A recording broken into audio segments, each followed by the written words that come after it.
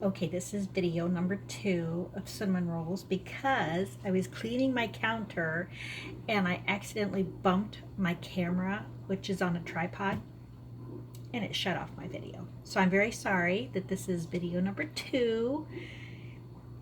And so it has been sitting at room temperature, and I actually turned my oven on to the lowest heat setting and covered this with a tea towel, and it's been sitting, and I let it double in size. So now what I'm going to do is I'm going to take it out. I'm just going to punch it down, and now I'm going to divide it in half. So I'm just going to take it like that, and I'm going to put it back in the bowl, and I'm going to cover it, and I'm going to let it sit for 10 minutes. And I'm going to put it back on my oven, which is on the lowest heat setting, just because it's a little chilly in my house. So I'll be back in about 10 minutes. Okay, I'm back. So the dough has rested about 10 more minutes after I punched it down and divided it in half. So now I'm going to take one of the halves, and I've got my towel out with flour on it, and I'm just going to lay this on here and sprinkle some more flour over the top, and I'm going to use my rolling pin, and I'm going to roll this into a rectangle as best as I can. And I want it to be not too thin but not too thick, a little over 1/4 of an inch thick. So I'm going to just roll this out here, get it into that rectangle shape that I'm looking for. So I'm going to do that, and I'll be right back. Okay, not a great rectangle, but it'll work. So now I have some butter that I've melted, and this is about 1/2 cup of butter, and I have a pastry brush, and I'm just going to brush this dough really good. You want it pretty generously buttered. You don't want it sloppy buttered, but you want it pretty well buttered all over the dough. And then I'm going to use brown sugar. You can use regular sugar. And I don't measure this, I just sprinkle until I'm happy with the amount of sugar that goes on. And you want it pretty generous on your sugar.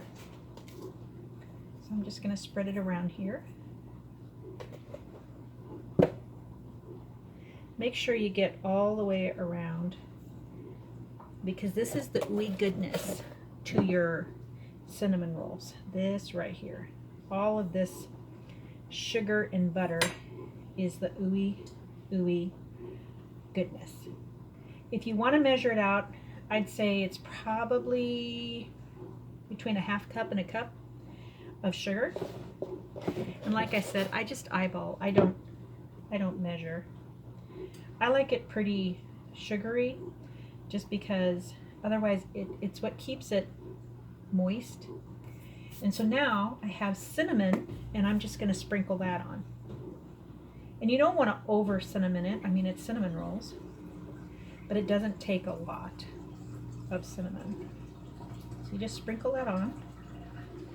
There we go. And now you're going to roll, take your dough, and you're just going to roll it like a log roll. And then once I get it all rolled up, I'm going to have this tube of dough.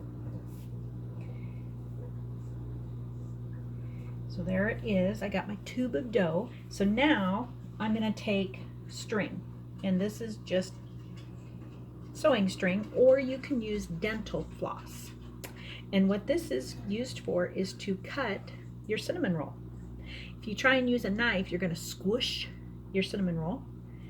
And so I just take it underneath, and then I go to about the width of the cinnamon roll I want, and then I crisscross the string, and I just pull it. And just like that, I have a cinnamon roll. Ta-da! Now I'm going to put this in a 9x13 well-greased cake pan. So I'm going to just set that in there. And so I'm going to get all of these done, and I'll be right back.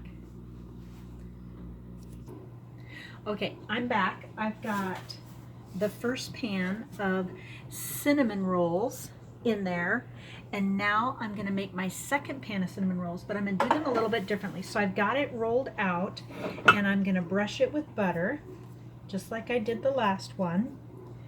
But this time I'm going to put something else on it, and this is one of my favorite things on cinnamon rolls. So I do this different ways, but I'm going to leave out one thing on it. A lot of times I like to put apples, like fresh, like grated, a little bit grated, a little bit, but thicker than grating apples. And I'm not going to do that. I'm going to do the brown sugar again. And I'm going to do the cinnamon, so that's all the same. And then I got 10 cinnamon rolls out of the last roll, but I did, they're not all the same size. That's because I don't measure. I watched my niece make cinnamon rolls one day, and she had a ruler so that they were all the same size. And I was like, oh, that's too precise for me. So I just eyeball it to the size I like. Okay, the cinnamon, if you want them to be the same size, get your ruler, and then all you do is you just take a knife and you make a slit, just a small slit as like your guiding line. Okay, raisins. These, I love raisins on cinnamon rolls. If you don't like raisins, don't do this. But you don't need a whole lot, just a few. Maybe about a third of a cup, maybe. And you just break them up. You don't want great big chunks like that one. Just want to break them up. Spread them out pretty good. You don't have to have a raisin in every single bite, but it's nice. So the other thing I do is I take this is where I would put the apples. So I would take, not finely grated, but not great big chopped apples, and I'd put that on here. So, but I'm not doing apples today. Just raisins. Yum, yum, yum. So I'm going to get these rolled up. I'm going to cut them just like I did with the other, with the thread. And I've got another baking sheet that these are going to go in. So I'll know which ones are raisins and which ones are not raisins. So I'm going to get these done, and I'll come right back. Okay, so I've got a pan of regular cinnamon rolls and a pan of raisin. Don't those look amazing?